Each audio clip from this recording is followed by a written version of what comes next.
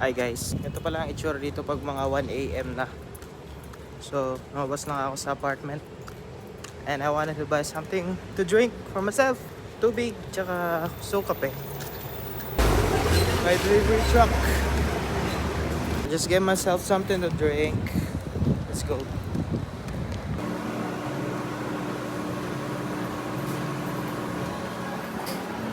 Ayun na nga, bumili na ako ng kape, mainit. Hot coffee na French vanilla. Dito lang sa may 7-Eleven sa City Cafe. Tara, bayaran natin. Yan, dahil 7-Eleven. So, nakuha ko na yung aking kape. Balik na ako sa my apartment. Doon ko na rin ito inumin. Siyempre, tara. Mag-vlogger na lang tayo. Sorry ah.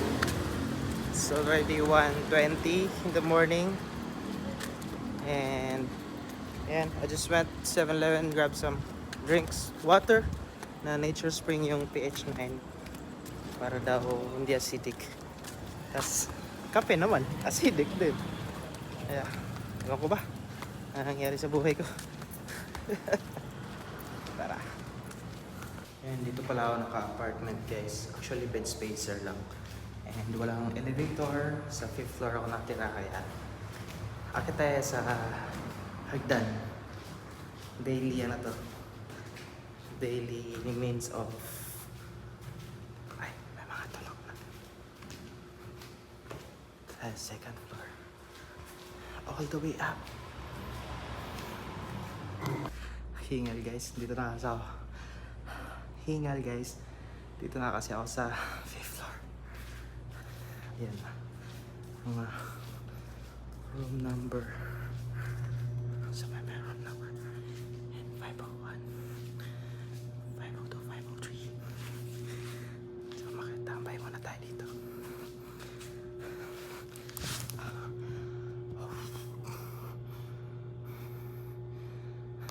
So ang oras ngayon nasa 1:30 morning na madaling araw. Nasa Pasay ako, Pasay City. May 7-Eleven pa kaya nakabili pa tayo ng hot coffee. Actually may kape akong pwede timplahin sa loob ng room namin. Kaso makaabala tayo sa mga tulog na. Kaya dito tayo sa labas. Enjoy natin itong hot coffee. Hindi lang ako makatulog for some reasons. And tara kape.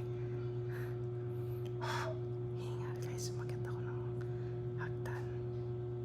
5th floor.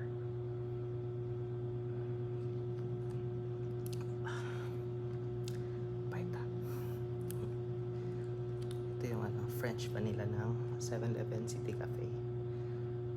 Small lang in order natin syempre. Mura.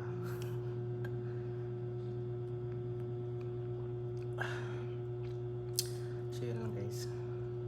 Naging vlogger na ako bigla. Hindi lang makatulog. And maybe sana maging consistent ako dito, no? Para baga lang para ma-build ko lang yung aking sarili, like karoon ako ng skills na on the process matututo ako mag-edit. Yan, di pa ako marunong, hindi ako magaling. Marunong na ako mag-compile ng videos. Ayan, post na agad. Marunong ako maglagay ng music pero di ko alam paano ilagay yung mga tamang music pa nasa sa mga video. Pero yeah, it's a process kasi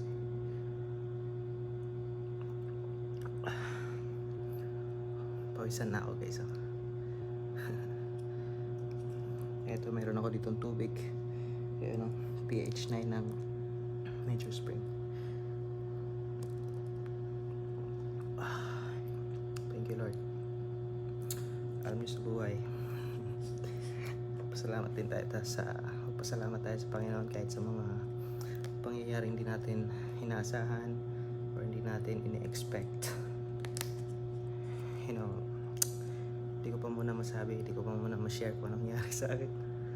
Pero yeah, thankful ako kahit ganun. Kasi I'm alive, I'm conscious, I'm breathing. Ito ako nagkakape. So I'm very thankful to God. Thankful ako binigyan niya ako ng family sa parents ko. And to my girlfriend, to my classmates, to my friends sa mga kapatid ko.